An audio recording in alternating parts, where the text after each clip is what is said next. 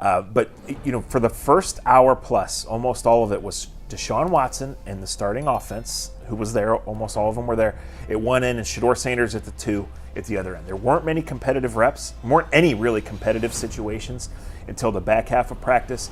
But over the course of practice, Deshaun got most of the reps with the one. Deshaun made the single most impressive throw of the day. In the second half of practice, when they limited it down, they went from two groups to one. You saw Shedeur in both a walkthrough session and in several competitive sessions with the ones.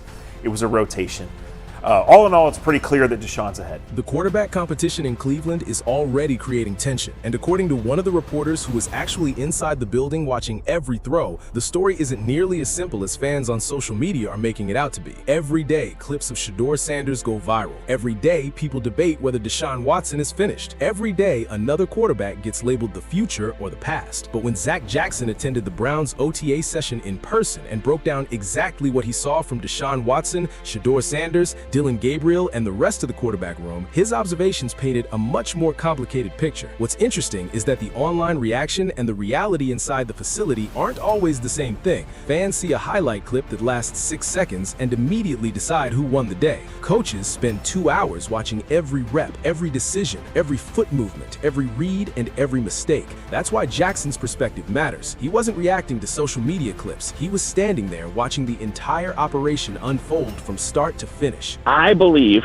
and always have believed, that Shedeur has the talent to be at least an average NFL starting quarterback. The OTA session itself was held indoors, which slightly changed the viewing experience compared to an outdoor practice. Reporters had limited access to different areas of the facility, meaning they couldn't freely roam around and observe every position group. But despite those limitations, there was still more than enough to evaluate, especially when it came to the quarterbacks. The Browns ran a full practice session that lasted nearly 2 hours, giving observers plenty of opportunities to study how the quarterback competition is beginning to take shape. One of the first things Jackson pointed out was the structure of practice. For a significant portion of the session, Deshaun Watson was working with the first-team offense. That alone tells you something important. While many fans want to believe the competition is completely wide open, the practice reps suggested that Watson remains the current leader in the clubhouse. The coaching staff may not have officially declared anything, but actions often speak louder than words. The quarterback receiving the majority of first-team opportunities is usually the quarterback sitting at the top of the depth chart. I do think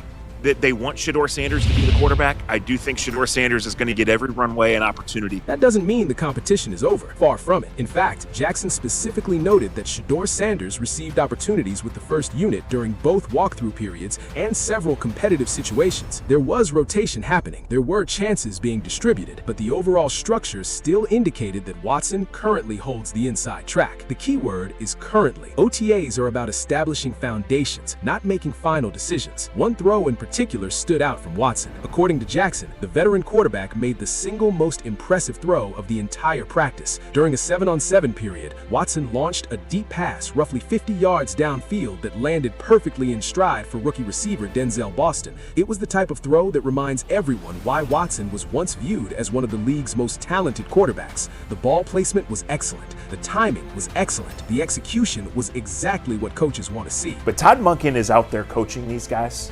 He's saying words I can't repeat on this show.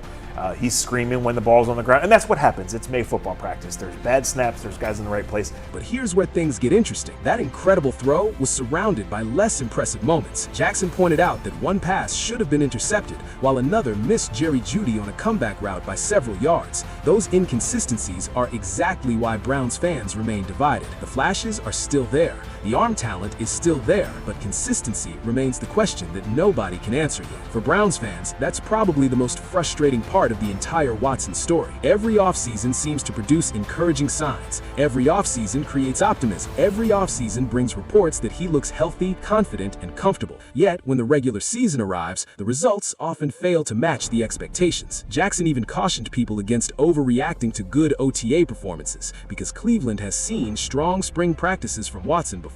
Right now, I think very much a real competition is going on, but Deshaun Watson is the leader of that competition, and Shedeur Sanders is number 2. At the same time, Jackson did identify one encouraging difference. He noticed that Watson is getting rid of the football much quicker than in previous years. That may sound like a small detail, but it's actually significant. One of the most common criticisms of Watson during recent seasons has been his tendency to hold the ball too long. Even during 7-on-7 drills, where there isn't a pass rush, he would often hesitate before making decisions. This time, the ball was coming out faster. That quicker decision-making could be an important sign. It might indicate increased comfort within the offense. It could suggest improved trust in his receivers. Or it could simply mean the coaching staff is emphasizing faster processing. Whatever the reason, it stood out enough for Jackson to mention it specifically. For a quarterback trying to revive his career, even small improvements matter. Then there was Shedeur Sanders. If Watson provided the biggest throw of the day, Sanders may have provided the most intriguing overall performance. Jackson described Sanders' accuracy as his superpower, and that observation aligns with what scouts and coaches have said about him throughout his football career.